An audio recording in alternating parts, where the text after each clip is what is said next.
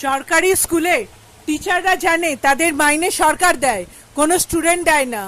তাই তাদের স্টুডেন্টদের পড়ানোর দিকেও কোনো উৎসাহ থাকে না, ভালো পড়ানো, ভালো লেখাপড়া শেখানোর দিকে তাদের কোনো ইচ্ছে থাকেই না। তাই তাদের খালি ইচ্ছে থাকে সরকার যাতে তাদের বেশি বেশি মাইনে দেয়, যাতে তারা নাকি ভালো পড়াবে। কিন্তু তাদের এতও তো ভালো পড়ানোর ইচ্ছে থাকে না, কারণ স্টুডেন্টরা তো কেউ তাদের মাইনে দেয় না। তাদের যে মাইনে আসে সেটা সরকার পাঠায়। তাই স্টুডেন্টরা স্কুলে ভর্তি হলো, আদৌ কটা স্টুডেন্ট ভর্তি হলো কি হচ্ছে না, তাদের সেই সব ব্যাপারে কোনো দায়িত্বই নেই, কোনো চিন্তা ভাবনাই নেই। তারা খালি নিজের পকেটে টাকা পুড়তে জানে। যবে স্টুডেন্টদের ভালো পড়ানোর উপর তাদের মূল্যায়ন হবে, তাদের মাইনে আসবে, তবেই তারা ভালো পড়াবে। তা নইলে কোনো দিন তারা ভালো পড়াবে না, পড়াতে পারে না। টাকার সাথে রিলেটেড না হলে তারা কোনোদিন স্টুডেন্টের প্রতি দায়িত্ব নেবে না। তারা খালি নিজের পকেটের দায়িত্ব জানে।